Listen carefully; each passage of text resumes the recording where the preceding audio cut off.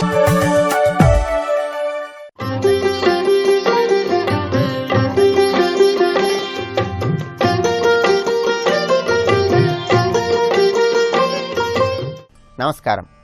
ప్రేక్షకులందరికీ శుభోదయం. ఈనాటి శుభయోగం శీర్షికన వెంకటేశ్వర స్వామి వారి వాహన సేవల్లో ఉన్న అంతరార్థం ఏంటో, ఆ వాహన సేవల ద్వారా మనం ఎటువంటి సందేశాన్ని స్వీకరించాలో పరిశీలిద్దాం. వెంకటేశ్వర స్వామి వారి వాహనాల్లో గరుడ వాహనానికి విశేషమైన ప్రాధాన్యత ఉంది. భవిష్యోత్తర పురాణం ప్రకారం స్వామివారు గరుత్మంతుడిని వాహనంగా కలిగి ఉన్నారు. యజుర్వేదంలో గరుత్మంతుడిని సాక్షాత్తు వేదస్వరూపుడిగా వర్ణించారు. ఈ గరుడ వాహనం మీద స్వామివారు మనందరికి ఎలా దర్శనమిస్తారంటే, గరుత్మంతుడి 2 చేతుల్లో స్వామివారు తన పాదాలను ఉంచి వేంచేసినట్లుగా మనందరికీ దర్శనమిస్తారు. మరి గరుత్మంతుడి 2 చేతుల్లో స్వామివారు పాదాలను ఉంచి వేంచేసి మనల్ని అనుగ్రహిస్తున్నారంటే దానిలో ఉన్న అంతరార్థం ఏంటి?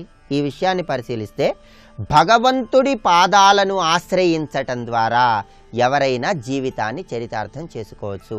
పాదసేవ ద్వారా, దాస్యం ద్వారా, నవవిధ భక్తి మార్గాలలో దాస్యం అనే భక్తి మార్గం ద్వారా జీవితాన్ని చరితార్థం చేసుకోమని గరుడ వాహనం మీద దర్శనమిస్తూ వెంకటేశ్వర స్వామి మనందరికీ అద్భుతమైన సందేశాన్ని ఇస్తున్నారు. ఈ గరుడ వాహనం మీద వచ్చేటటువంటి స్వామివారిని గరుడ స్కందవాసినే అంటూ ఆరాధన చేయాలి. అందుకే స్వామివారి 108 నామాలలో గరుడ స్కందవాసినే, గరుడిని భుజస్కందాల మీద ఆశ్రయించిన స్వామి అని ఒక అద్భుతమైన నామం ఉంది. ఈ గరుత్మంతుడిని వైష్ణవ సాంప్రదాయంలో పెరియ తిరువడి అనే పేరుతో పిలుస్తారు. పెరియ తిరువడి అంటే గొప్ప సేవకుడు అనే అర్థం ఉంది. గరుడ వాహనం స్వామివారు అధిరోహిస్తూ మనల్ని అనుగ్రహించే రోజు విల్లిపుత్తూరు నుంచి తులసి మాలలు వస్తాయి. అంటే గోదాదేవి సమర్పించినటువంటి మాలలను స్వామివారు అలంకరించుకొని మనందరినీ అనుగ్రహిస్తారు. గరుడ వాహనం మీద వేంచేసినటువంటి శ్రీనివాసుణ్ణి మనం దర్శనం చేసుకున్నట్లయితే సర్పబాధలు, జ్వరబాధలు వీటన్నిటి తీవ్రతను తొలగింపజేసుకోవచ్చు. ఆధ్యాత్మికంగా జ్ఞానము, సత్సంతానము, బుద్ధిబలము, భుజబలము, విద్య, వినయ సంపదలు ఇవన్నీ మీకు కలగాలంటే గరుడ వాహనం మీద వేయించేసినటువంటి శ్రీనివాసుని మనస్ఫూర్తిగా దర్శనం చేసుకొని గరుడ స్కందవాసిని అంటూ స్వామివారిని ధ్యానం చేసుకోవాలి. ఇలా చేసుకుంటే గరుడ వాహనం మీద వచ్చిన స్వామి అనుగ్రహానికి సులభంగా పాత్రలు కావచ్చు. అలాగే గరుత్మంతుడి రెక్కలను జ్ఞాన వైరాగ్యాలుగా శాస్త్రాలు వర్ణించాయి.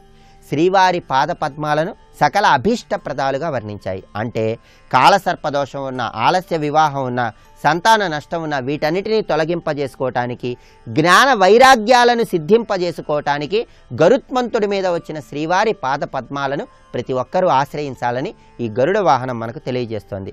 గరుడ వాహనం మీద వచ్చిన స్వామివారి తత్వాన్ని మనం జాగ్రత్తగా పరిశీలిస్తే మన హృదయానికి భక్తి అనే రెక్కలు ఏర్పడినప్పుడు మానవుడు మాధవుడికి సన్నిహితుడవుతాడు. ఆ సన్నిహితుడు అయి పరమాత్మను చేరుకుంటాడు.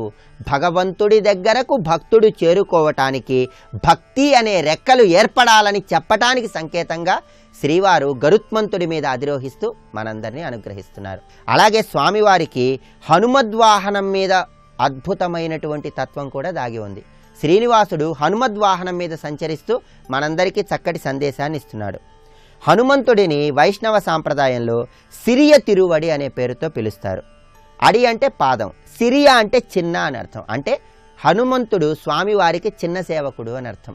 గరుత్మంతుడు, హనుమంతుడు ఇద్దరిని పెరియ తిరువడి అలాగే సిరియ తిరువడి అనే పేర్లతో పిలుస్తారు. అంటే వీళ్ళిద్దరూ కూడా స్వామివారికి సేవకులు. దాస్యం అనే మార్గం ద్వారా నవవిధ భక్తి మార్గాలలో స్వామిని చేరుకోమనే ఈ వాహన సేవల్లో ఉన్న అంతరార్థంగా ప్రతి ఒక్కరూ గుర్తించాలి. రేపటి శుభయోగం శీర్షికన ఆదివారం సందర్భంగా సూర్య భగవానుడి తత్వం ఏంటో, సూర్యుడి వైభవం ఏంటో పరిశీలిద్దాం. నమస్కారం.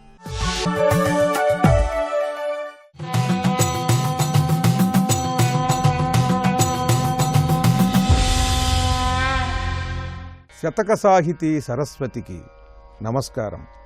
ఏనాడవు భవదాజ్ఞయాక్షణమనే ఈ సర్వమున్ వీడి త్వధ్యానైకాత్ముడనై చెరించుటకు సిద్ధము. ఇంత నిక్కంబు నేనే నా నాశము గుర్తెరుంగుదును, కానీ భ్రాంతియుంగల్గునేమో నీ వించుకమున్న తెల్పవలెజుమ్మో తల్లి కామేశ్వరి.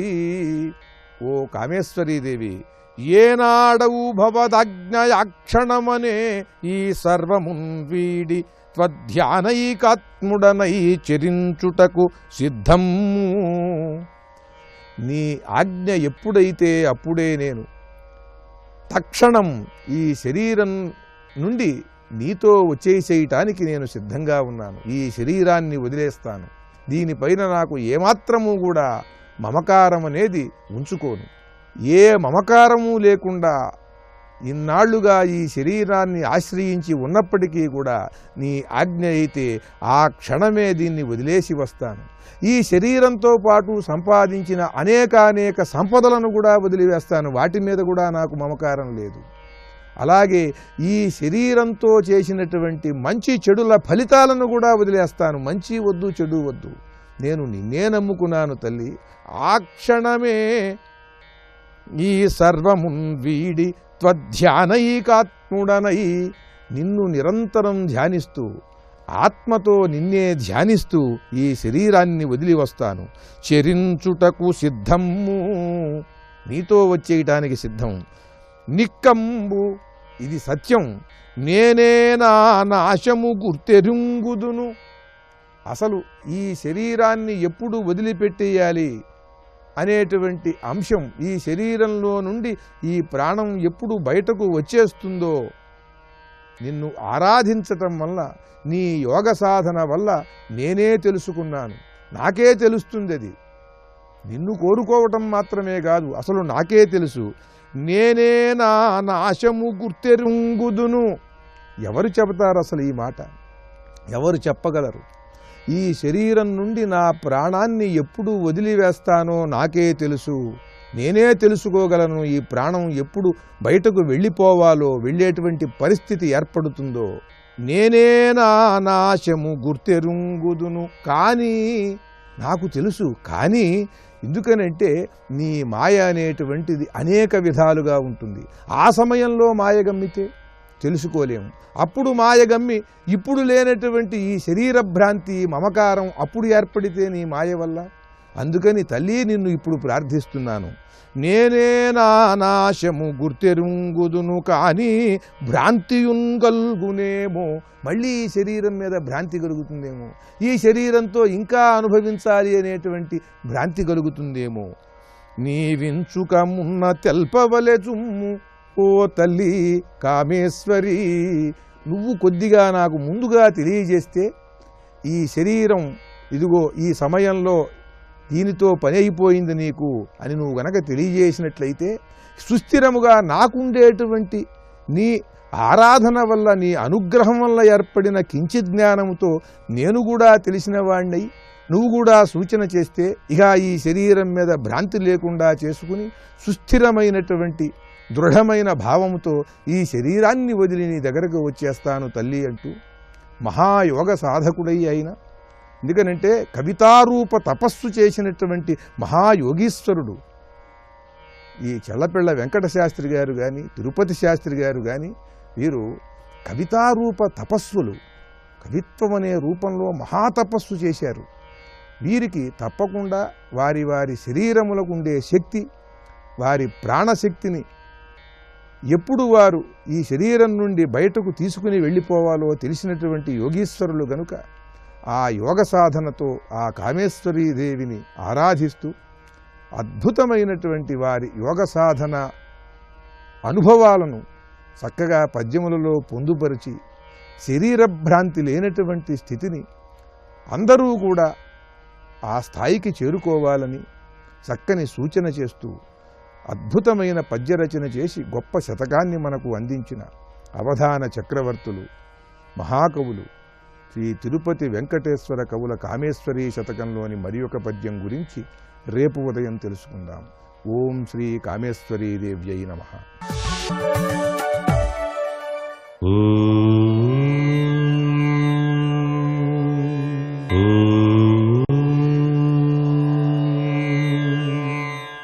ఓం నమో నారాయణాయ. ఓం నమః శివాయ. శ్రీమాత్రే నమః. మాఘ శనివారం పవిత్రవంతమైనటువంటి స్నానాదులు ఆచరించిన పిదప వెంకటేశ్వర స్వామి యొక్క సుప్రభాతాన్ని చక్కగా త్రికరణ శుద్ధితో ఆచరించి స్వామికి ప్రీతివంతమైనటువంటి ఆవు నెయ్యితో దీపారాధన గావించాలి. ఇలా ఆచరించిన తదుపరి గోవింద నామాల్ని గనక ఈరోజు ఎవరైతే ధ్యానం చేస్తారో తప్పనిసరిగా ఆ విశిష్ట అదృష్టకరమైనటువంటి ప్రభావాన్ని గోవిందుడు ప్రతి జీవికి కూడాను ప్రసాదిస్తాడు. గోవింద అంటేనే పిలిచేటువంటి అపురూప అనిర్వచనీయమైనటువంటి దైవదత్తమైనటువంటి ప్రభావం కలిగినటువంటి స్వామి ఎక్కడ ఉన్నా కూడా ఒక పిలుపులో పిలిచితే పలికేటువంటి అమృత స్వరూపుడు ఆ శ్రీనివాసుడు. అందుకని గోవింద నామాన్ని మించినటువంటిది ఈ కలియుగంలో మరొకటి లేదు అంటోంది శాస్త్రం. నామస్మరణ ధన్యోపాయం అంటూ గోవింద నామస్మరణాన్ని నిత్యం కూడాను పారాయణ చేసేటువంటి వారి జీవితాలలో తప్పనిసరిగా మోక్షప్రదమైనటువంటి ప్రభావం వచ్చి తీరుతుంది.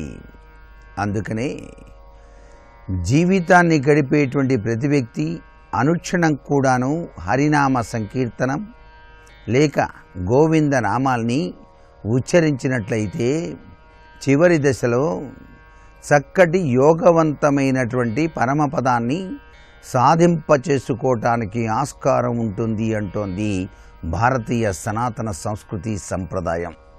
అందుకని దైవ చింతనలో దాగిన పరమార్థ లక్షణాన్ని అవగాహన చేసుకున్నటువంటి మహామహిమాన్వితమైనటువంటి గురువులు అనునిత్యం కూడాను ఆ నామస్మరణ ధన్యోపాయం అని చెప్పేసి మనందరికీ కూడా తెలియజేశారు. అంతేకాకుండా ఈరోజు తులసి మాలను చక్కగా కట్టి కలియుగవాసుడైనటువంటి వెంకటేశ్వర స్వామికి సమర్పించినట్లయితే అదృష్టకరమైనటువంటి లక్ష్మీ కటాక్షం సిద్ధిస్తుంది. తులసి త్రిమూర్తి తత్వంగా విరాజిల్లేటువంటి అపురూప దేవత మొక్క.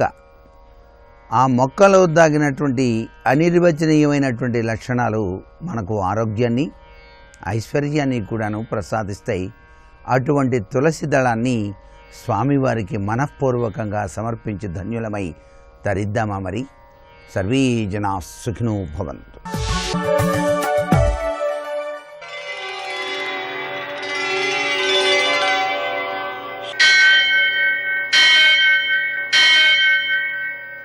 సహస్రశీరుషం దేవం విశ్వాక్షం విశ్వశంభువం విశ్వం నారాయణం దేవమక్షరం పరమం పదం విశ్వతః పరమాం నిత్యం విశ్వన్నారాయణగుం హరిం విశ్వమేవేదం పురుషస్తద్విశ్వముపజీవతి పదిం విశ్వస్యాత్మేశ్వరం శాశ్వతం శివమచ్యుతం నారాయణం మహాజ్ఞేయం విశ్వాత్మానం పరాయణం.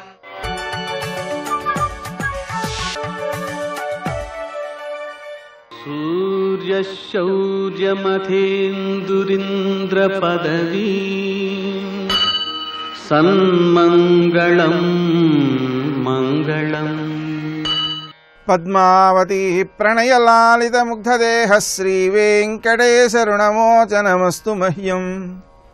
నేటి కాలమాన విశేషాలను గమనిద్దాం. స్వస్తి శ్రీ చాంద్రమాన దుర్ముఖనామ సంవత్సరం ఉత్తరాయణం శిశురతువు మాఘమాసం కృష్ణపక్షం శనివారం.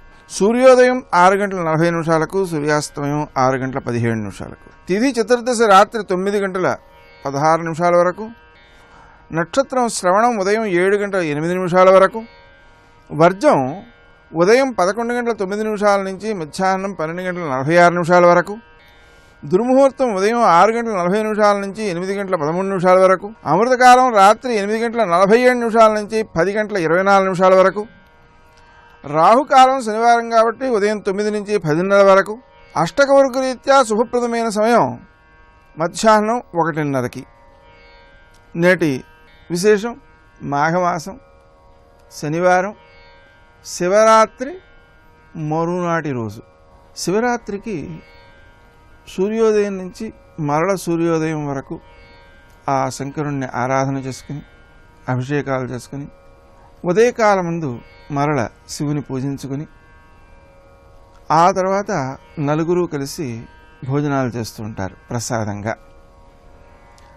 శనివారం కావడం వలన మనకు శని దోష పరిహారకములుగా శివుణ్ణి నూనెతో అభిషేకించడం, ఆ నూనెలో పసుపు కలిపి ఆవులకు రాయడం, నల్ల నువ్వులతో పూజించుకోవడం, ఆ నువ్వులు ఆవులకు పెట్టడం, వెంకటేశ్వర స్వామికి నువ్వుల నూనెతో దీపారాధన చేయడం, ఆంజనేయ స్వామికి అప్పాలు నివేదన చేయడం, ఆకు పూజ చేయడం, సింధూర పూజ చేయడం, వడమాల సమర్పించడం, హనుమాన్ చాలీసా పారాయణ చేయడం ఇత్యాదికములన్నీ కూడా శనిదోష పరిహారకాలుగా ఉపయోగపడతాయి. ఈ శనివార నియమం కలిగిన వారు శనివారం నాడు ఏకభుక్తం అంటే మధ్యాహ్నం మాత్రం భోజనం చేసి రాత్రి భోజనం చేయకుండా పలహారం చేస్తుంటారు. అది కూడా మనకు శనిదోష నివారకంగానే పనిచేస్తుంటుంది. నేటి ఆణిముత్యాలు.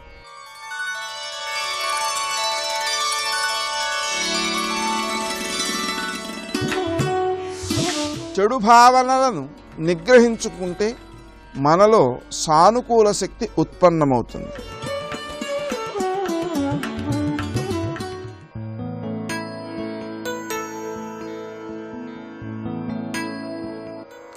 అన్యమనస్కంగా చేసే ప్రార్థనలతో, అసంపూర్ణమైన ప్రయత్నాలతో ఆత్మ సాక్షాత్కారం అసాధ్యం.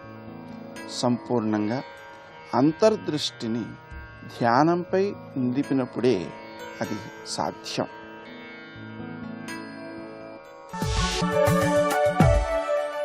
ప్రభుం ప్రాణనాథం విభుం విశ్వనాథం జగన్నాథనాథం సదానందభాజం. శివాయ గురవే నమః. శ్రీమాత్రే నమః. శ్రీ విష్ణు రూపాయ నమః శివాయ. రుద్ర నమ్మకం ఎలాగైతే శబ్ద ఉచ్చారణ మాత్రం చేతన మహిమ కలిగి ఉన్నదో, శివ మహిమ్నస్తవం కూడా చెవులు పడితేనే చాలు అటువంటి శక్తిని ప్రసరింపజేయగలిగినటువంటి మహాస్తోత్రం. శివమహిమ్న స్తుతి ఎంత విశేషమైన అంశం అంటే, దీనిలో ఉన్న తత్వాన్ని 1893లో చికాగో నగరంలో తన మొదటి ఉపన్యాసంలో స్వామి వివేకానంద మాట్లాడారు. శివమహిమ్నస్తవంలో ఉన్న అంశాన్ని ప్రస్తావన చేశాడు మహానుభావుడు. దాని ద్వారా భారతీయ విజ్ఞానము, హిందూ మతం గొప్పతనం బయటపడింది. శివమహిమ్న స్తోత్రంలో మొత్తం స్తోత్రానికి ఉన్న మహిమ, ఒక్కొక్క శ్లోకానికి ఉన్న ప్రత్యేక మహిమ, ప్రత్యేక సందర్భాలకి ప్రత్యేక శ్లోకాలు ఎలా జపం చేయాలో పద్ధతులన్నీ కూడా తంత్రశాస్త్రాలు రాసి ఆశ్చర్యం వేస్తుంది. అంత విశేషమైనటువంటి మహిమాన్వితమైన విశేషం. పైగా శివమహిమ్న స్తుతి చివరిలో ఒక మాట ఉన్నది, మహేశాన్నా పరో దేవో మహిమ్నో నా పరాస్తుతి అఘోరాన్నా పరో మంత్ర నాస్తితత్వం గురోపరం. ఇది ఫలశ్రుతులు చెప్తున్నారు ఇక్కడ. మహేశ్వరుని మించిన దైవం లేరు, మహిమ్న స్తుతిని మించిన స్తోత్రము లేదు, అఘోర మంత్రానికి మించిన మంత్రము లేదు, గురువుని మించిన తత్వము లేదు అని ఆ భావానికి అర్థం. అందుకే అఘోరాన్నా పరో మంత్ర, అఘోర మంత్రానికి మించింది లేదంటే అఘోర మంత్రం ఏమిటి అంటే ఇప్పుడు చెప్పడం జరగదు. అది రహస్యముగా తెలుసుకోవాల్సిన విద్య. అఘోర మంత్రం చాలా విశేషమైన అంశం అది. కనుక స్తోత్రాల్లో మహిమ్న స్థుతికి మంచిది లేదు అని శివ పూజ మొత్తం చేసి ఈ ఒక్క స్తోత్రాన్ని చదివితే పరమేశ్వరుడు సంపూర్ణంగా సంతోషిస్తాడు. అలాంటి దివ్యమైన స్థుతి. ఈ స్థుతి ఎప్పటిది అంటే, చాలా మందికి ఆదిశంకర భగవత్పాదుల వారు సాక్షాత్ శివావతారం, 2 చేతులు దోయిలించి నమస్కరిస్తాం వారి పేరు వింటే చాలు. ఆయన రచించిన స్తోత్రాలు ఎన్నో ఉన్నాయి, కానీ ప్రసిద్ధి చెందిన 2 స్తోత్రాలు మనకు ఉన్నాయి. శివానంద లహరి, సౌందర్య లహరి. ఒకటి అయ్యవారి మీద, ఒకటి అమ్మవారి పైన. ఈ 2 చాలా మందికి ప్రసిద్ధి. కానీ ఆదిశంకరుల కంటే ఇంకా పూర్వకాలంలో రచింపబడిన స్తోత్రం శివమహిమ్న స్తుతి. అంత ప్రాచీనమైనటువంటి స్థుతి కేవలం ఆదిశంకరులకే కాకుండా ఆదిశంకరులకి మునుపు ఉన్నటువంటి స్తోత్రవేత్తల మీద కూడా ప్రభావం చూపించింది. ఉదాహరణకి ఆదిశంకరుల యొక్క పరమ గురువులు గౌడ భగవత్పాదుల వారు. గౌడ భగవత్పాదుల వారు శుభగోదయ స్తవము గ్రంథం రచించారు. గట్టిగా చెప్పాలంటే సౌందర్య లహరికి మాతృకాని. గౌడ భగవత్పాదుల వారు శ్రీ విద్యా రహస్యాలను తెలియజేస్తూ శుభగోదయ స్తవము రచించారు. దానికి కూడా స్ఫూర్తి ఇచ్చినటువంటి గ్రంథం శివమహిమ్న స్తుతి. ఇది ఆలోచించవలసినది. ఇక ఆదిశంకరుడు శివానంద లహరి, సౌందర్య లహరి ఎత్తుగడ నుంచి కూడా శివమహిమ్న స్తుతి యొక్క ప్రభావం ఉంది. దాని మీద తెలుసుకోవాల్సింది ఇక్కడ. శంకర భగవత్పాదుల అంతటి వారికే ఒక ప్రభావం చూపించినటువంటి గ్రంథం శివమహిమ్న స్తవం అంటే ఆలోచించండి ఇక్కడ. అటు ఎత్తుకున్నటువంటి కళాభ్యాం చూడాలంకృత శిశికళాభ్యాం నిజ తపఫలాభ్యాం భక్తేషు ప్రకటిత ఫలాభ్యాం భవతు మే శివాభ్యామస్తు కత్రిభువన శివాభ్యాం హృది పునర్భవాభ్యాం ఆనంద స్ఫురదనుభవాభ్యాం నతిరియం అని అక్కడ చెప్పిన శివశక్త్యాయుక్తో యది భవతి శక్త ప్రభవితుం నచేదేవం దేవో న ఖలు కుశల స్పందితుమపి అతస్వామారాధ్యాం హరిహర విరించాదిభిరపి ప్రణంతుం స్తోతుం వా కథమకృత పుణ్య ప్రభవతి అని సౌందర్య గారు చెప్పిన ఈ రెండింటికి కూడాను ఆయన ఎంచుకున్న ఛందస్సు, గమనం, కొన్ని భావాలు, కొన్ని శబ్దాలు, ఇవన్నీ కూడా శివమహిమ్న స్తోత్రం నుంచి వచ్చినవి అని చెప్పుకోవచ్చు. శివమహిమ్న స్థుతి శిఖరిణి అనబడేటువంటి సంస్కృత ఛందస్సులో రచింపబడింది. అదే ఛందస్సులో మొత్తం సౌందర్యలహరి 100 శ్లోకాలు రచించాడు మహానుభావుడు. శివానందలహరిలో ఎక్కువ శ్లోకాలు అదే ఛందస్సు. అంతేకాదు శుభగోదయ స్తవకర్తైన గౌడ భగవత్పాదుల వారు అదే. వారి కొంచెం పైన రచించిన వారిలో దుర్వాస మహర్షి అత్యంత ప్రాచీనుడైనప్పటికీ కూడా పాండ్య దేశంలో ఆయన అవతరించి మరొక గ్రంథాన్ని రచించాడు. ఆయన త్రిపురా మహిమ్నస్తవము రచించారు దుర్వాసుల వారు అమ్మవారి పైన. ఆ త్రిపురా మహిమ్నస్తవానికి కూడా స్ఫూర్తి శివమహిమ్నస్థుతే. శివునికో మహిమ్నస్థుతి ఉంది, అమ్మవారికి కూడా రచిద్దాము అని ఆయన మహిమ్నస్థుతి రచించారు. అది కూడా మహిమ్నహ అని పేరు పెట్టుకున్నారు. ఒక గ్రంథం గొప్పతనం ఎప్పుడు తెలుస్తుందంటే అది మహాత్ముల్ని కూడా ప్రభావితం చేసినప్పుడు ఆ గ్రంథం ఇంకెంత గొప్పదో తెలుసుకోవాలి. ఇక్కడ ఆదిశంకర భగవత్పాదుల వారి వంటి వారికి కూడా గురుస్థానంలో ఉంది అంటే శివమహిమ్నస్తవం ఎంత గొప్పదో తెలుసుకోండి. ఇక్కడ అది తెలియకుండా ఇంతకాలం ఉన్నామంటే ఏదో ఒక చిన్న దురదృష్టం ఉంది, అది వాళ్ళతో పోయింది. మనకి తెలుసుకుంటున్నాగా ఇంకేమున్నది ఇక్కడ. అలా దుర్వాసాది మహర్షులు ప్రభావితం చేసింది. శివమహిమ్నస్తవం వచ్చాక అనేక మహిమ్నస్తవాలు బయలుదేరాయి. విష్ణు మహిమ్నస్తవం ఉంది, గణేశ మహిమ్నస్తవం ఉంది, అవి కూడా చాలా గొప్పవే. అంటే వాటన్నిటికీ ఒక దారి వేసింది ఇక్కడ. అసలు స్తోత్ర వాంగ్మయంలో పురాణ వాంగ్మయం తర్వాత వచ్చినటువంటి అనేక వాంగ్మయాల్లో అత్యంత ప్రధానమైనది, ప్రథమమైనది ఈ దివ్యమైనటువంటి మహిమ్నస్థుతి అని చెప్పుకోవాలి. ఏనాటిదయ్యా ఈ మహిమ్నస్థుతి? ఆశ్చర్యం కలుగుతుంది. పైగా అనేక మంది పండితులు, ఆనాటి సంస్కృత ఆలంకారికులు, సాహిత్యవేత్తలు కూడా మహిమ్న స్తోత్రాల్లో అంశాలు ప్రస్తావన చేశారు ఇక్కడ. అంటే సాహిత్యపరంగా, అంటే లిటరేచర్ పరంగా చూసినప్పటికి కూడా ఒక అద్భుతమైన సృష్టి, ఒక కళా దృష్టితో చూసిన అద్భుతమైన సృష్టి మహిమ్నస్తవంలో కనబడుతుంది. పైగా మీరు ఎన్ని యాగాలు చేయండి, యజ్ఞాలు చేయండి, దానాలు చేయండి, అవన్నీ ఒక ఎత్తు, మహిమ్నస్తవం ఒక్కటే ఒక ఎత్తు అన్నారు శాస్త్రంలో. ఎంత రమ్యమైన మాట ఇక్కడ. పైగా శాస్త్రాల్లో చెప్పిన దీక్ష, దానం, తపస్తీర్థం, జ్ఞానం, యాగాదిక క్రియా మహిమ్నస్తవ పాఠస్య కళాం నార్హంతి షోడశీం అని మాట చెప్పారు ఇక్కడ. దీక్షలు, దానాలు, తపస్సులు, తీర్థయాత్రలు, అలాగే జ్ఞానయజ్ఞాలు, యాగాలు ఎన్ని చేసినప్పటికీ అవన్నీ కలిపితే మహిమ్న స్తోత్రంలో 16 భాగాలకు కూడా సరిపోయేమని చెప్పారు ఇక్కడ. మహిమ్న స్తోత్ర మహిమని 16 భాగాలు చేస్తే అందులో 16 భాగాలకు కూడా సరిపోవు. అంటే ఎంత గొప్పదో చూడండి. అలాంటి స్తోత్రం ఒక్క మారు పఠించినా అంత దివ్యమైనటువంటి శక్తిని మనకు ప్రసాదిస్తున్నదే. ఏ స్తోత్రమైనా పఠిస్తే ఫలం వస్తుంది, సంతోషం. కానీ అర్థం తెలిసి పఠిస్తే సంపూర్ణ ఫలం వస్తుంది. రెండుకి చిన్న తేడా ఉంది, విన్నారుగా. చదివితే ఫలం ఉంటుందండి, కానీ అర్థం తెలిసి అనుభూతితో కానీ చదివితే సంపూర్ణ ఫలం లభిస్తుంది. పైగా 100 శ్లోకాలు రాయించిన మహిమ్నస్తవంలో శ్లోకాలు ఎన్నో తెలుసా? 31. కేవలం 31 శ్లోకాలు. దాని ఫలశ్రుతి కూడా కలిపి తర్వాత వాళ్ళు రచించారు చాలా కూడా విశేషాలు. అవన్నీ కలిపితే 43 శ్లోకాలు ఇప్పుడు లభ్యమవుతున్నా మనకి మహిమ్నస్తవం అనే పేరుతో. సర్వం శ్రీ సాంబ సదాశివ చరణారవిందార్పణమస్తు.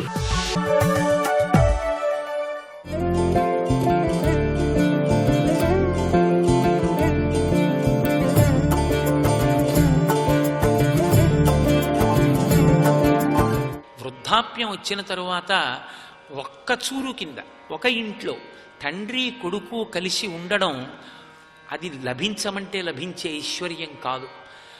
ధర్మం తెలుసున్న వాళ్ళు కొడుకు నుంచి దూరంగా ఉండడానికి ఇష్టపడరు. ఒక వయసు వచ్చేసిన తరువాత ఆ కొడుకుతో కలిసి ఉండడంలో ఉండేటటువంటి ఆనందం అటువంటిది. కొడుకు చేతిలో వెళ్ళిపోవాలని తండ్రి అంత అలమటిస్తాడు. ఇన్ని ఉండనివ్వండి, తండ్రికి తృణప్రాయం. ఆ కొడుకు కనపడనివ్వండి, ఎంత సంతోషం. ఆ కొడుకు స్పర్శ అటువంటిది. వేదం ఉత్తినే పెట్టలేదు. ఆత్మావై పుత్రనామాసి, తన ఆత్మ తన తేజస్సు కొడుకుగా భూమి మీద తిరుగుతూ ఉంటుంది. ఆ కొడుకుని చూసుకునేటప్పటికీ అంత తృప్తిని పొందుతాడు. 60,000 సంవత్సరములు సంతానం లేక లేక లేక లేక అలమటించిపోయినటువంటి దశరథుడికి 4 కొడుకులు, అందులో ఎవరో ఒక ఆవిడ చిన్నబుచ్చుకోకుండా 4 ఒకరికే పుట్టి 2కి పుట్టలేదనుకోండి, మళ్ళీ అంతఃపుర రాజకీయాలు ప్రవేశించకుండా 3 కడుపున 4 కొడుకులు పుట్టి ఎవరి అంతఃపురంలోకి వెళ్ళినా వాళ్ళు సంతోషంగా ఉండి 4 ఊయలలో 4 బిడ్డల్ని చూసుకుని వాళ్ళని ఎత్తుకుని ఆడుకుందామంటే 4 బిడ్డల్ని ఎత్తుకోలేక 2ని తొడల మీద కూర్చోబెట్టుకుని 2ని ఇలా చేతుల్లో పట్టుకుని పొంగిపోయిన దశరథ మహారాజు ఎంత ఆనందపడిపోయి ఉంటాడో. అసలు ఇంకా సింహాసనమా రాజ్య పరిపాలనమా? లేక లేక దొరికినటువంటి పెన్నిధి. మార్కండేయ మహర్షి చరిత్రలో మాట అంటారు, పేదలకు పెన్నిధి దొరికినట్లు అంటారు. కొడుకు పుట్టినప్పుడు తండ్రి పొందే ఆనందం ఎలా ఉంటుందంటేట, పరమ పేదవాడికి పెద్ద పెన్నిధి దొరికినంత సంతోషిస్తాడు. అంతా పొంగిపోయాడు. ఆ పిల్లలు పెద్దవాళ్ళు అవుతున్నారు. పెద్దవాళ్ళవుతున్నటువంటి కొడుకుల్ని చూసుకుని తండ్రి ఎంత ఆనందపడుతూ ఉంటాడో. వాళ్ళు వచ్చిరాని మాటలు మాట్లాడుతుంటే పోతన గారు భాగవతంలో అంటారు, జనకులకున్ కర్ణయుగళి సద్భూషణములు అన్నారు, తనయుల సంభాషణములు. ఆ తండ్రికి ఆ వచ్చిరాని మాటలతో పిల్లలు మాట్లాడుతుంటే మురిసిపోతాడు తండ్రి. కాబట్టి ఆ 4 పిల్లలు పెరిగి పెద్దవాళ్ళు అవుతున్నారు. ఆనంద సాగరమునందు ఓలలాడుతున్నాడు దశరథ మహారాజు గారు. ఆ పిల్లలు పెరిగి పెద్దవాళ్ళు అవుతున్నప్పుడు మళ్ళీ అందులో వాళ్ళ యొక్క బుద్ధి వికసనము, విద్యాభ్యాసము, గురువుల పట్ల చూపించవలసినటువంటి మర్యాద, ఇందులో ఎక్కడైనా తేడా ఉందనుకోండి, వాళ్ళు సక్రమమైనటువంటి బుద్ధిమంతులుగా పెరిగి పెద్దవాళ్ళు కాకపోతే తండ్రి చిన్నబుచ్చుకుంటాడు. ఏవం పాప సమాచార సజ్జన ప్రతిపాదిక పౌరాణామహితో యుక్తో పుత్రో నిర్వాసిత పురాత్ అని బాలకాండలో ఆ పుట్టినటువంటి అసమంజసుడు సగర చక్రవర్తి యొక్క కుమారుడు పిల్లలందరినీ సరయూ నదిలో తోసేస్తుంటే సజ్జన ప్రతిబాధక, ఆ సజ్జనులైన వాళ్ళని బాధ పెడుతున్నటువంటి కుమారుని యొక్క ప్రవర్తన చూసి కలత చెందినటువంటి సగర చక్రవర్తి తన కుమారుడని కూడా చూడకుండా ధర్మానికి కట్టుబడి ఆ పిల్లవాణ్ణి రాజ్య బహిష్కారం విధించాడు. ఎంత రాజ్య బహిష్కారం విధించినా తండ్రికి క్లేశంగానే ఉంటుందిగా ఇటువంటి కొడుకు పుట్టాడని. పుట్టిన 4 కొడుకులు గుణవంతులైతే, పుట్టిన 4 కొడుకులు మత్సలేని వాళ్ళైతే ఎంత సంతోషంగా ఉంటుంది ఆ తండ్రికి. మహానుభావుడు వాల్మీకి మహర్షి అన్నారు, తేయదా జ్ఞాన సంపన్నా సర్వై సముదితా గుణై హ్రీమంత కీర్తిమంతశ్చ సర్వజ్ఞా దీర్ఘదర్శినః అన్నారు. అది పిల్లల యొక్క గొప్పతనం. అంటే పిల్లలకి ముందు ఉండవలసినటువంటి లక్షణం ఏమిటో చెప్పారు.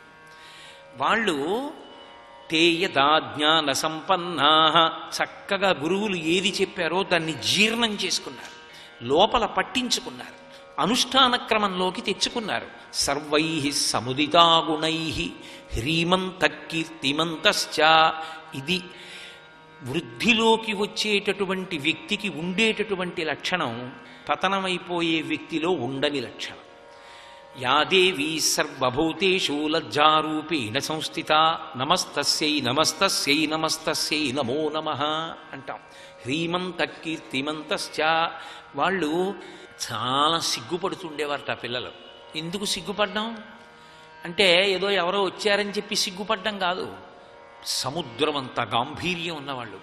వాళ్ళకి సిగ్గంతా ఎందుకంటే ఎక్కడైనా మనం ఏదైనా గురువుగారు చెప్పినటువంటి విషయాన్ని ఆచరణ చెయ్యడంలో ఎక్కడైనా కించెత్తు తేడా వస్తోందేమో, అలా ఉండట్లేదేమో, నాన్నగారు పరిపూర్ణమైన సంతోషం పొందేటట్టుగా మనం ప్రవర్తించట్లేదేమో, ఈ చెడు విషయం గురించి మనసులో చిన్న ఆలోచన మనకు వచ్చిందేమో, సిగ్గుపడిపోయేవారట వాళ్ళు. అసలు ఆ సిగ్గుపడిపోవడం అన్న లక్షణం ఒకటి ఉంటే అసలు ఆ పని చెయ్యడం పట్ల అనురక్తి అన్నది ఎప్పుడో అప్పుడు చచ్చిపోతుంది. శ్రీమంత కీర్తిమంతశ్చ.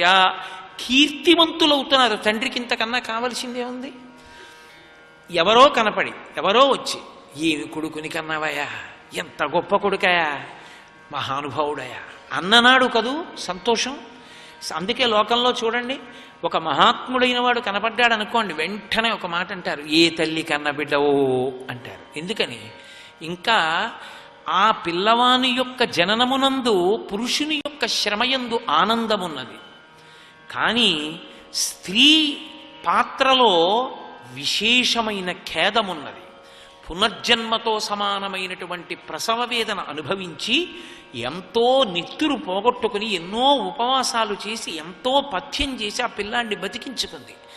నీ తల్లి అంత ప్రసవ వేదన పొందినందుకు సార్థక్యం వహించిందయ్యా, నీలాంటి కొడుకు పుట్టాడంటారు. అందుకే ఏ తల్లి కన్న బిడ్డో అంటారు. ఆ రామలక్ష్మణ భరత శత్రుఘ్నుల యొక్క కీర్తి విని పొంగిపోయాట దశరథ మహారాజు గారు. రీమంత కీర్తిమంతశ్చ సర్వజ్ఞా దీర్ఘదర్శిన. వాళ్ళు సర్వజ్ఞులు, అన్నీ తెలుసు. దీర్ఘదర్శిన, రాబో కాలంలో ఈ పని చేస్తే దాని ఫలితం ఎలా ఉంటుంది వాళ్ళు లెక్క కట్టుకుంటారు. లెక్క కట్టుకుని చేస్తారు. ఏ పని పడితే ఆ పని, ఎలా పడితే అలా వాళ్ళు చెయ్యరు. వాళ్ళు మహారాజులు. ఆ అధికారంలో ఉన్నవాడు ఒక కార్యాన్ని చేసే ముందు నేను ఇవాళ ఈ పనిని ఇలా చేస్తే భవిష్యత్తులో ఈ పని ఎంతమందిని బాధ పెడుతుంది, ఎంతమందిని సంతోషపెడుతుంది, సాకల్యంగా బాగా ఆలోచన చేస్తే తప్ప చెయ్యనటువంటి వాడై ఉండాలి. అందుకే తనొక పని చేసే ముందు ఆ పని వలన లోకము పొందుతున్నటువంటి సంతోషాన్ని లెక్కలో పెట్టుకుని చేసినటువంటి వాడెవరున్నాడో, తన అభిప్రాయమా లోకము యొక్క ప్రయోజనమా అంటే లోక ప్రయోజనాన్ని ప్రధానంగా స్వీకరించి ఆలోచించి నిర్ణయించుకోగలిగినటువంటి దక్షత ఉన్నవాడు దూరదృష్టితో ఉంటాడు. తనకున్నటువంటి వ్యూహంతో, తనకున్న తెలివితేటలతో అలా ఆలోచించి నిర్ణయించగలిగిన నైపుణ్యంతో ఉంటాడు. అది భవిష్యత్తులో గొప్ప యువరాజు అవుతాడు రామచంద్రమూర్తి. అంత గొప్పగా రామరాజ్యం నిలబడుతుంది, శ్రీరామరాజ్యం అన్న పేరు నిలబడుతుంది అనడానికి అదే సూచన. శ్రీరామరాజ్యము అంటే మీరు బాగా గుర్తుపెట్టుకోవాలి. శ్రీరామరాజ్యము అంటే కొత్తగా ఏదో పరిపాలన కాదు. శ్రీరామరాజ్యం అన్న మాటకు అర్థం ఏమిటంటే యథాశాస్త్రం. శాస్త్రం ఎలా చెప్పిందో అలా పరిపాలించాడు. ఇంకొక మాట రాముడు అనలేదు. రాముడు పరిపాలనకి సింహాసనాన్ని మీద కూర్చునేటప్పుడు ఇంకొక మాట అనలేదు. రాముడు అన్న మాట ఏంటంటే తస్మాత్ శాస్త్రం ప్రమాణంతే కార్యాకార్య వ్యవస్థితౌ. నా బుద్ధి కాదు, శాస్త్రం ఎలా చెప్పిందో అలా ఉంటానన్నాడు. అది శ్రీరామరాజ్యం. శాస్త్రాన్ని పట్టుకున్నాడు. అందుకే రామరాజ్యం ఆదర్శమైంది అన్న మాటకు అర్థం ఏమిటంటే నువ్వు శాస్త్రాన్ని పట్టుకుంటే రామరాజ్యం వస్తుంది అని. నువ్వు రాముడివి కానప్పుడు రామరాజ్యం ఎప్పటికీ రాదు. అలా అయితే రామరాజ్యం వస్తుంది అంటే అర్థం ఏమిటంటే నువ్వు శాస్త్రాన్ని పట్టుకోగలిగితే రామరాజ్యం తీసుకురాగలవు అన్నది దాని తాత్పర్యం. అందుకని రామరాజ్యం అన్న మాట వచ్చింది. కాబట్టి ఆయన ఎంతటి గొప్ప పరిపాలకుడు కాగలడు అన్నదానికి ఇది నిర్వచనం, ఇది ఉదాహరణ. అందుకే ఆయన ఈ ప్రపంచంలో కేవలముగా అవతార ప్రయోజనం రావణాసుర సంహారం తప్ప వేరొకటి కాదని, రావణ సంహారం చేసి వెళ్ళిపోతారని ఆయన అనలేదు. దశవర్ష సహస్రాణి దశవర్ష శతాని చ అన్నాడు. 11,000 సంవత్సరములు ఈ భూమి మీద ఉంటానన్నాడు. ఎందుకు?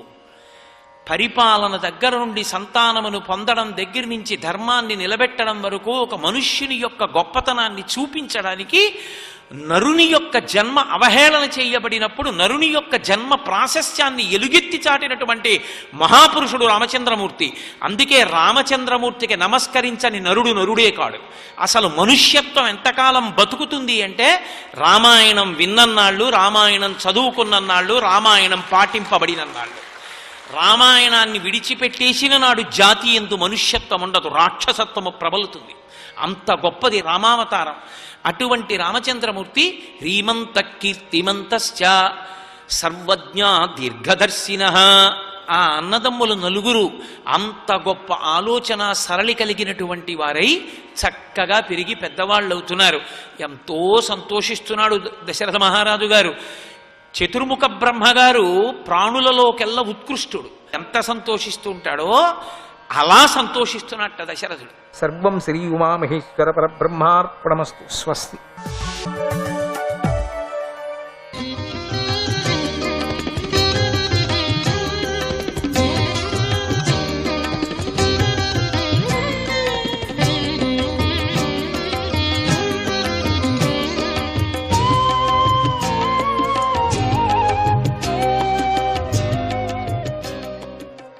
నారసింహాయ నమః. అట్లా అట్లా అనుకుంటున్న ఒకసారి చూశాడు, ఇదెంత విచిత్రమైన రూపం ఇది. ఇంకా దగ్గర వెళ్ళి పరికించి చూస్తున్నాడు, పరీక్ష చేసి చూస్తున్నాడు. విచిత్రమైన ప్రాణే, నేను చిన్నప్పటి నుంచి చూడలేదే అబ్బా, ఇది ఈ రూపమే చూడలేదే. నేను అడవిలోనే తపస్సు చేశాను కదా, ఒక్క పర్యం కూడా ఇటువంటి రూపం, ఇటువంటి మృగం ఉంది అని కూడా నాకు తెలియదే. ఇదేంటి మనిషి కాళ్ళలాగా ఉన్నాయి, చూస్తే ముఖమంతా మృగమే, ఇది రెండు కాదు కదా, ఇది ఏమిటి, ఏం విచిత్రమైన ఒక రూపం ఇది. మనిషి సింహముల రూపంతో ఉన్నటువంటి ఇది ఎటువంటి ప్రాణి అయి ఉంటుంది? మనిషి సింహం రెండుగా ఉంది ఇది. అయితే ఏదో ఒక ప్రాణి ఉండొచ్చు, ఇది దీని పేరేదో ఉంది. అట్లా అంటూ అంటూ అంటూ ఉండగానే అతడు ఎదుట శ్రీహరి నరసింహ రూపంతో సాక్షాత్కరించాడు. ఆహా, ఎంత భాగ్యవంతుడు! ఆ నరసింహుణ్ణి కళ్ళు పుటం పెట్టిన బంగారంలాగా తీవ్రంగా ప్రకాశిస్తున్నాయి. అంత బంగారంతో అగ్నిని కురిపిస్తున్నాయి ఆ కళ్ళలో, అంత ఎర్రగా ఉన్నాయి. సంభ్రమంగా కోరలతో భయంకరంగా ఉన్నటువంటి ఆయన నోరు జూలుతోనూ మెడపై జుట్టుతోనూ ప్రకాశిస్తుంది. చురక కత్తిలాగా పదునుగా ఉన్నటువంటి ఆయన నాలుక కత్తిలాగా కదులుతోంది. కనుబొమ్మలు ముడిపడి ఉన్నటువంటి ఆయన ముఖం క్రూరంగా ఉంది. ఆయన చెవులు నిక్కబడుచుకొని నిటారుగా ఉన్నాయి. నోరు తెరుచుకొని ఉంది. ముక్కుపుటలు కొండగుహల్లాగా ఆశ్చర్యాన్ని కలిగిస్తున్నాయి. స్వర్గాన్ని తాకుతున్నదా అన్నట్లుగా ఆయన శరీరం పొడవుగా ఉంది. మెడ బలిష్టంగా ఉంది. ఆయన విశాలమైన వక్షస్థలాన్ని, సన్నని నడుమును కలిగి ఉన్నాడు. ఆయన దేహమంతటా చంద్రకిరణాలలాగా తెల్లని రోమాలు వ్యాపించి ఉన్నాయి. ఆయన యొక్క 100 కొద్ది భుజాల అంతటా వ్యాపించసాగాయి. తన గోళ్లే ఆయుధాలుగా కలిగినటువంటి ఆయన ఎవరికీ సమీపించటానికి ఆ శక్యం కాని విధంగా భయంకరంగా ఉన్నాడు. దగ్గర వెళ్ళటానికి ఎవరి చేత కూడా కాదు, ఏ వీరుడు శూరుడు ఎవరి చేత కూడా కాదు, అంత భయంకరంగా ఉన్నాడు. తన చక్రాయుధంతోనే కాకోకుండా ఇతర సకల ఆయుధాలతోనూ ఆ నరసింహస్వామి దితి ధను వంశీయులైనట్టు రాక్షసులను తరిమి కొట్టాడు.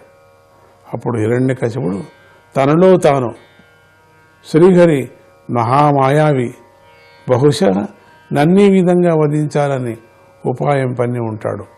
నిజమే కదా, నేను ఇటువంటి రూపంతో నన్ను చంపనేని ఎప్పుడే అడిగింటే బాగుండు, నాకు ఇది అసలే తెలియదు ఈ రూపము. ఇక నేను ఎప్పుడైనా చూస్తుంటే మనిషి సింహం రూపంతో వాడు కూడా చంపకూడదు నన్ను అడిగేవాడిని. నన్ను బ్రహ్మను అసలు ఈ రూపమే చూడలేదే, అబ్బో నేను ఏది అడగనే ఆ రూపంతో వచ్చేసాడే. మాయావి విష్ణువు నిజమే నన్ను చంపటానికే తయారైపోయాడు. ఎంత ఉపాయం పన్నాడు దొంగ. ఇతడు ఎంతగా ఆర్భాటం చేసినా ప్రయోజనం ఏముందిలే అంటూ తన గదాయుధాన్ని పట్టుకుని నృసింహస్వామి వైపుకు ఉరికాడు. దా నేను చంపుతా నేను అని ఉరికాడు. అప్పుడు రాక్షసుడు నిప్పులోకి దూకిన మిడతలాగా నృసింహస్వామి తేజస్సులో కనిపించకుండా పోయాడు. అంతవరకు లోపల అంత అగ్ని జ్వాలలు వస్తున్నాయి స్వామి నుంచి, అంత వైబ్రేషన్, అంత రేడియం విచిత్రంగా ఉంది. అసలు ఎవరు నిలుచుకోలేనటువంటి రేడియేషను. ఆ లోపల దగ్గరికి వెళుతూనే వాడు అసలు ఏదో మాయమైనట్టు అయిపోయినాడు. కనిపించలేదు, మిడత పురుగులాగా అయిపోయాడు. సత్వగుణానికి నిలయమైనటువంటి శ్రీహరి విషయంలో హిరణ్యకశిపుడు అలా కనిపించకపోవటం విచిత్రమేమీ కాదు. ఎందుకంటే ఆయన సృష్టి ఆరంభంలో తన తేజస్సుతో ప్రళయకాలపు చీకటిని హరించి వేశాడు కదా, అదొక చీకటిని. నిజంగా ఈ రాక్షసుడు కూడా ఒక చీకటి. ఆ చీకటిలో ఇది పడుతుందా వెలుతురైపోయింది. ఇంతలో ఆ మహారాక్షసుడు కోపంతో ఆ నరసింహస్వామికి ఎదురుగా వచ్చి ఎంతో వేగంగా గదతో కొట్టాడు. నృసింహరూపుడు గదాధారి అయిన శ్రీహరి తన మీదకు గదతో తెగించి వస్తున్నటువంటి హిరణ్యకశిపుణ్ణి గరుత్మంతుడు పెద్ద పామును పట్టుకున్నట్లుగా పట్టుకున్నాడు. గరుత్మంతుడు పట్టుకుంటాడు. ఎన్నో మైళ్ళ దూరంలో ఉండేటువంటి కింది తట్టు పామును చూసి పట్టుకుంటాడు. అట్లా పట్టుకున్నాడు. ఎంత ఈజీనో స్వామికి. అప్పుడు ఆ రాక్షసుడు ఆటలాడుతున్నటువంటి గరుడుని పట్టు నుండి పాము విడిపించినట్లుగా ఆయన చేతి నుండి విడిపించుకుంటూ ఉన్నాడు. పాము విడిపించుకుంటుంది కదా, అట్లా ఆ చేతి నుంచి ఎట్లన్నా కానీ విడిపించుకోవాలి. అట్లా పట్టేశాడు. ఒక్క పర్యం హిరణ్యకశిపుడి పట్టుకున్న తర్వాత వెలవెల ఆడుతున్నాడు. పోక తల కొట్టుకుంటున్నాడు. పాము ఎట్లా కొట్టుకుంటుందో అట్లా కొట్టుకుంటూ విడిపించుకోవటానికి సర్వ ప్రయత్నాలు చేస్తున్నాడు. హిరణ్యకశిపుడి వల్ల తమ స్థానాలను కోల్పోయిన లోకపాలకులైన దేవతలు మేఘాల చాటులోనే అక్కడ నక్కి అక్కడక్కడనే దాక్కున్నారు. ఆ దృశ్యాన్ని చూడసాగారు ఆ దేవతలంతా. హిరణ్యకశిపుడు ఆయన చేతి నుండి అలా తప్పించుకోవటం వారికి నచ్చలేదు. ఎక్కడ తప్పించుకుంటాడో అని. కానీ వాడు ఇంక దొరికాడు కాబట్టి చంపేస్తే బాగుండు అని ఉన్నారు వాళ్ళకి భయం కదా.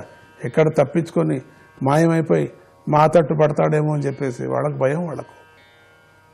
అక్కడ శ్రీహరి మీద అనుమానం కాదు, తమ మీద ఉండేటువంటి భయం. అది నచ్చలేదు. ఎందుకు ఇట్లా తప్పించుకుంటున్నాడు అని. ఆ రాక్షసుడు యుద్ధంలో అలసట అనేది తెలియనివాడు కదా. తన పరాక్రమానికి నృసింహుడు భయపడ్డాడని భావించాడు. అంటే తాను యొక్క మిలిమిలిమిలి ఆడేదానికి వాడు భయపడ్డాడట.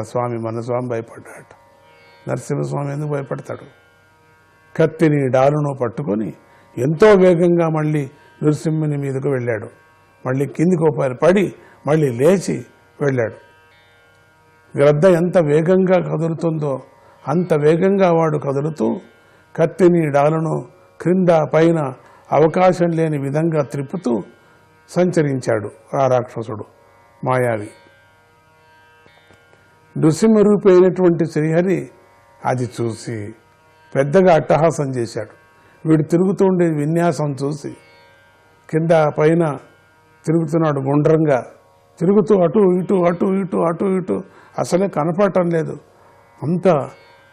అంత స్పీడ్గా అంత బిగ్గరంగా తిరుగుతున్నాడు. అదే వేగంగా శ్రీహరి చూస్తున్నాడు. అంతసేపు కొట్టేది అదే వేగంగా వెళ్ళి నవ్వుతూ పెద్దగా అట్టహాసం చేశాడు. ఆ అట్టహాస ధ్వనికి వాడి కళ్ళు మూసుకుపోయాయి. అట్లా తిరిగేవాడు ఎప్పుడు నరసింహస్వామి నవ్వాడో అట్టహాసం చేసి తిరుగుతూ గరబర కత్తి డాలు పట్టుకొని తిరుగుతూ ఉండేవాడికి కళ్ళు మూతబడ్డాయి. అప్పుడు అమిత వేగం గల నరసింహుడు ఆ రాక్షసుడిని పట్టుకున్నాడు. అంతే వేగంతో తిరుగుతున్నాడు.